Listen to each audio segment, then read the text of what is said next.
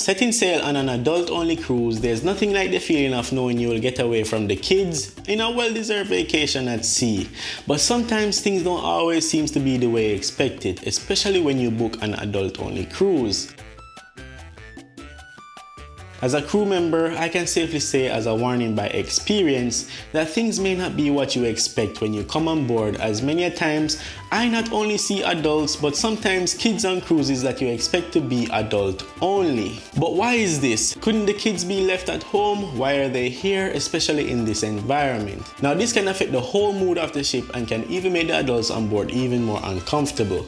But just to clarify, it is never a total kids takeover and in most cases rarely happens. But when it does happen, it can pretty much feel like causing a disturbance, especially if the kids are too young. From my understanding, anything under 16, even though anything under 18 and 21 is still considered too young for an adults only cruise. I don't want to sound like I'm against a particular age group, but when it comes to adult cruises, my firm opinion is that it should definitely be targeted towards anyone over the age of 30, preferably. Here's why. Being in your 20s is considered as your young adult life. You are still in the mental state where I feel you haven't developed much self-awareness and a level of maturity.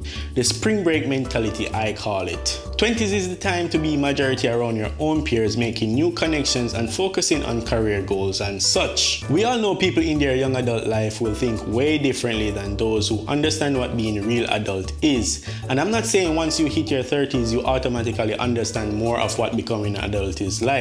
I am generally saying at that age you are less judgmental and more self-aware of the things you do and the people around you. Plus, let's be real here. Who wants to see a bunch of 20-plus-year-olds taking over an adult-only cruise? This is meant to target a more relaxing environment and more mature demographic of cruisers. If that happens, you can expect more loud and obnoxious gatherings across the boat. And well, as I said before, this can be really upsetting and disturbing for others. I can tell you right now, without having to tell me, when I'm on board working as a crew member, I can see the visible disgust on the faces of the more mature adults, and rightly so. Because imagine expecting to see many of your own peers on board to only embark and find yourself in the mix of many young adults who at a certain age don't understand well enough what it's like to be grown. I get it, I totally get it. And what makes things even worse is when you run into a kid on board, sometimes even babies. But babies are cute, I have no issues with them, but I can't say I speak for everyone when it comes to that. Whenever you participate in an adult-only cruise, there are some expectations that comes with that, and for one,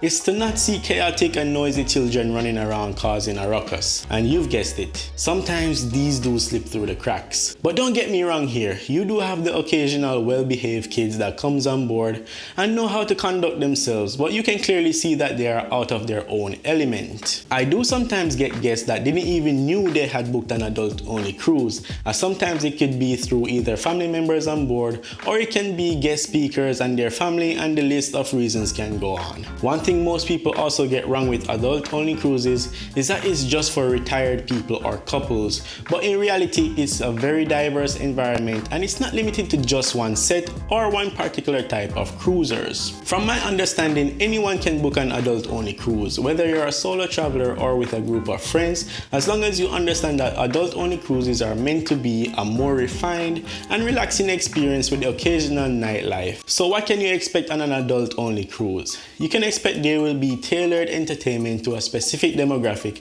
ranging from the showtime performances that can go back to the 50s. Another thing you can expect is a more intimate atmosphere where you can truly relax and feel rejuvenated. You are also expected to have more time for yourself, which is the difference to a more family-friendly type of cruise. In addition, you should expect higher-end amenities that appeals to you, such as fine dining, luxury spa treatments, and sophisticated accommodations. The destinations you travel to should also fit this type of criteria and be more focused on adult activities such as bucket list adventures and learning about new cultures. Adult-only cruises should be a strict focus to your well-being and health, so when you return to land, you feel a new sense of accomplishment and purpose. So as we know it, adult-only cruises may not be what you expect all the time due to the changing variances, and anyone can pretty much be on board as long as you dish out the big bucks. There's always an exception. This video is to just basically make you aware that adult-only cruises may come with the occasional surprises that you may not expect and to be better prepared for it. If you haven't touched that like button yet, I implore you to do so now and leave a comment if you've ever been on an adult cruise, what was your experience like and did it match your expectations. Also, watch my next video that you may see here somewhere on the screen. It's Onique, your cruise employee, and I'm out.